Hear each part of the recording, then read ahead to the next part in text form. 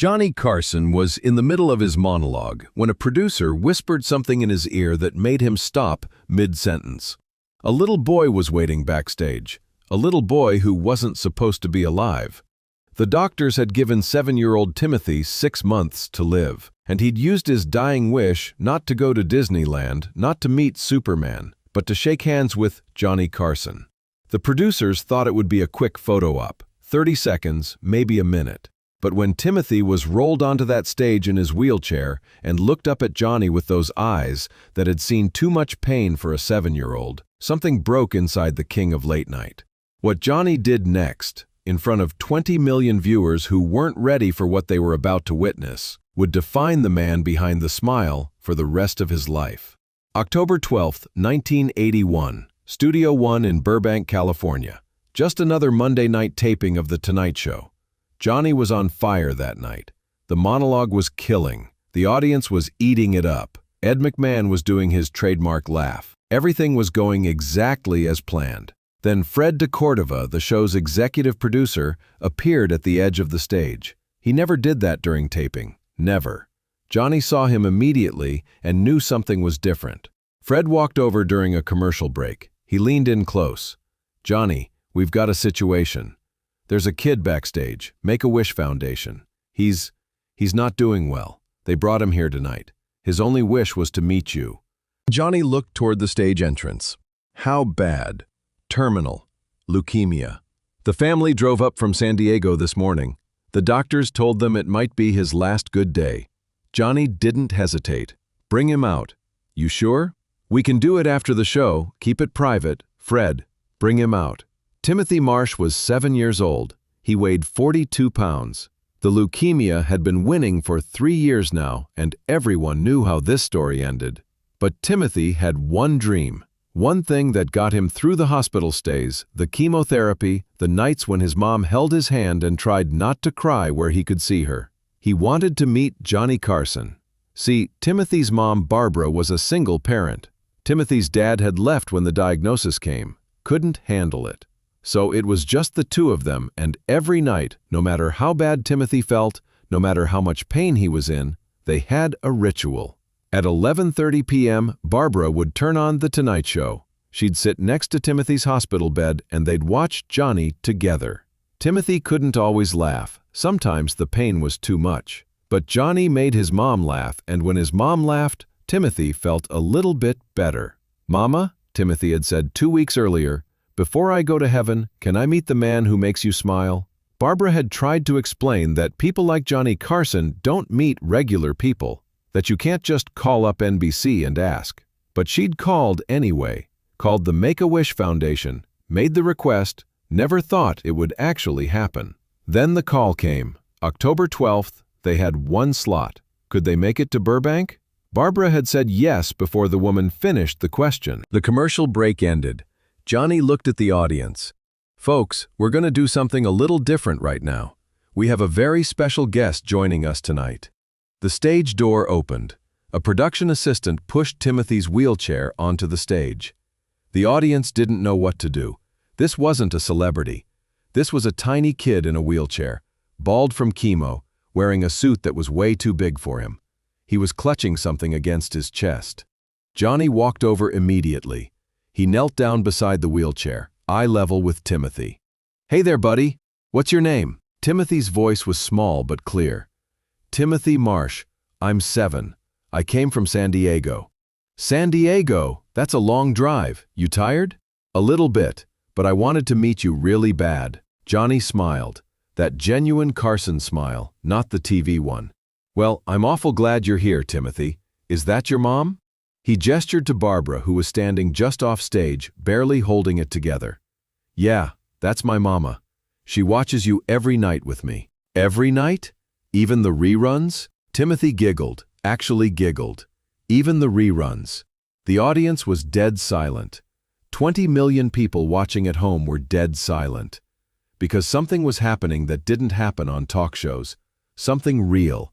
Johnny noticed Timothy was holding something. "What have you got there, pal?"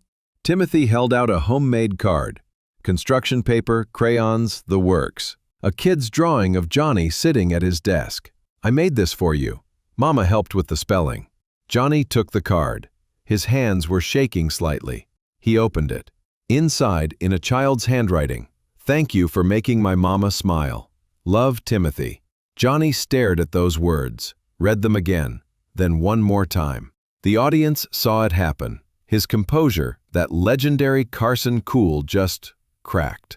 Johnny looked at Timothy, this little kid who was dying, this 7-year-old who'd used his dying wish not for Disneyland, not for meeting a superhero, but to say thank you for making his mom smile. And Johnny Carson broke. His eyes filled with tears. His voice caught. He tried to speak and couldn't. Timothy saw Johnny crying and reached out his small hand. He put it on Johnny's arm. "It's okay, Mr. Carson. Mama cries too sometimes. She says it means you got a big heart." That did it. Johnny completely lost it. He pulled Timothy into a hug. Gentle, because Timothy was so fragile. And Johnny Carson, the king of late night, the man who'd interviewed every president since Nixon, who'd never shown weakness, who'd built an entire career on being unflappable, sobbed on national television. The audience didn't know whether to applaud or stay silent. Most of them were crying too. Ed McMahon, sitting at his desk, had tears streaming down his face. Doc Severinsen, the band leader, was wiping his eyes. The camera operators were crying. The boom operator was crying.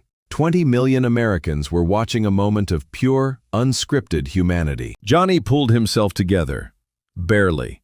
He was still kneeling beside Timothy's wheelchair. "Timothy," he said, his voice rough, "you are one special kid, you know that? Mama says that too. Your mama's right." Johnny paused. "Can I ask you something?" "Okay. What do you want to be when you grow up?" The question hung in the air. Everyone in that studio knew Timothy wasn't going to grow up. The doctors had been clear. Weeks, maybe, not months. But Timothy answered without hesitation. "A comedian, like you." Johnny's face did something complicated. Pain and pride and heartbreak all at once. "Yeah? You got any jokes for me?" Timothy nodded eagerly. "Why did the chicken cross the playground?" "I don't know. Why?" "To get to the other slide." It wasn't funny. It was a little kid joke, barely even made sense. But Johnny laughed, really laughed, and the audience laughed, and Timothy lit up like he'd just performed at Carnegie Hall.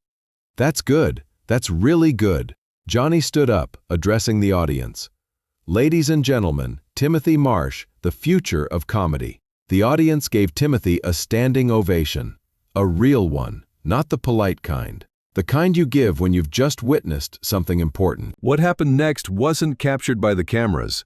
The show went to commercial, and Johnny did something he'd never done before. He had the producers clear the stage. Everyone out, except Timothy, his mom, and Johnny. Johnny sat down on the floor next to Timothy's wheelchair. Just the three of them on that famous Tonight Show stage. "Timothy, I want you to have something." Johnny took off his watch. A Rolex he'd been wearing for 15 years, worth more than Barbara made in a year. "This watch has been with me for every show, every interview, every moment, and I want you to have it. So you can always remember that you're not just special to your mama, you're special to me too."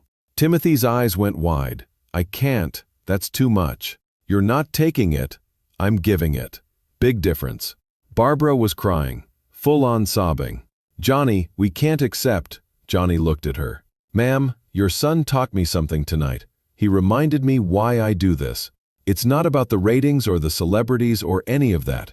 It's about making people smile when they need it most.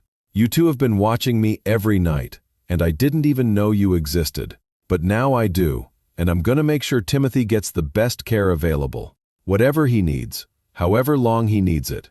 Johnny, we don't have. I didn't ask about money. I said whatever he needs." Johnny wrote something on a piece of paper, his personal phone number. He handed it to Barbara. "You call me. Day or night. If Timothy needs anything, you call me." Timothy died on April 3, 1982. 6 months after that Tonight Show appearance. 6 months the doctors said he wouldn't get. But they weren't ordinary months. Johnny kept his promise. He called Timothy every week, sometimes twice a week. They'd talk about jokes, about comedy, about life. When Timothy was too sick to talk, Johnny would just stay on the line while Barbara held the phone to Timothy's ear and Johnny would do his monologue. Private performances for an audience of one. Johnny paid for experimental treatments, flew in specialists, made sure Timothy got to see Star Wars in a private screening room when he was too weak to go to a theater. And he did one more thing, something he never told anyone about while he was alive. He set up a trust fund for Barbara, enough to cover all the medical bills, all the funeral expenses, and enough left over that she'd never have to worry about money again. The only condition? She couldn't tell anyone where it came from. After Timothy died, Barbara sent Johnny a letter. He kept it in his desk drawer for the rest of his life. It was found there after Johnny died in 2005. The letter was simple. Dear Johnny, Timothy passed this morning, peacefully. He was holding your watch. His last words were, "Tell Mr. Carson I hope I made him laugh." You gave my son 6 extra months of joy. You gave him dignity. You gave him a reason to fight a little longer. But most importantly, you saw him. Not as a dying boy, not as a tragedy, but as Timothy, a kid who loved jokes and wanted to make his mama smile. Thank you for seeing my son. Forever grateful, Barbara. Johnny never talked about Timothy publicly. When asked about emotional moments on the show, he'd deflect, change the subject, make a joke. But people who knew him said Timothy changed something fundamental in Johnny. After that night, Johnny started paying attention differently. To the audience, to the people behind the cameras, to the stories people weren't telling. He started a private foundation. Nobody knew about it until after he died. It funded pediatric cancer research, millions of dollars. All anonymous. Ed McMahon once said, after Timothy, Johnny stopped performing life and started living it. That little boy reminded him what matters. On Johnny's final episode in 1992, someone in the audience held up a sign, "Remember Timothy." The cameras caught Johnny's face when he saw it. He nodded slightly, touched his wrist where the watch used to be. After the show, a reporter asked Johnny about the sign. What did "Remember Timothy" mean? Johnny smiled, that genuine smile. It means some of the most important people you'll ever meet aren't famous. They're just important. Here's what people don't understand about October 12, 1981. It wasn't special because Johnny Carson cried on television. Famous people cry all the time now. It's practically required. It was special because Johnny forgot he was on television. For those few minutes, he wasn't the king of late night. He wasn't performing. He wasn't playing the role of Johnny Carson, talk show host. He was just a man who met a dying kid and realized that all the fame, all the success, all the legendary status in the world meant nothing compared to making one little boy feel special before he died. Timothy came to The Tonight Show to meet his hero, but Johnny walked away from that night, knowing he'd met his. We live in a world obsessed with celebrity, with followers and likes and viral moments. We measure success in numbers and influence. But on October 12, 1981, the most successful man on television learned a lesson from a 42-pound 7-year-old. Success isn't about how many people know your name. It's about being there for the people who need you most. Timothy used his dying wish to say thank you to someone who made his mama smile. Johnny used his fame to make sure Timothy's last months were filled with dignity and joy. One kid, one moment. One reminder that we're all just human beings, trying to matter to someone. The question Timothy asked Johnny, "Why did the chicken cross the playground?" wasn't the question that changed everything. The real question was the one Timothy never asked out loud. Do I matter? And Johnny Carson, with tears streaming down his face on national television, answered, yes, you matter more than you'll ever know. Every kid fighting an impossible battle matters. Every parent holding their hand in a hospital room matters. Every person who feels invisible matters. Timothy reminded us of that. Johnny made sure we couldn't forget. If this story touched you, hit that subscribe button. Share it with someone who needs to remember that fame and success mean nothing if we don't use them to help others. Drop a comment about a time someone made you feel seen when you needed it most. And ring that notification bell for more stories about the human moments behind Hollywood's biggest legends. Because sometimes the most important people aren't the ones on stage. They're the ones in the audience, just hoping someone notices they're there.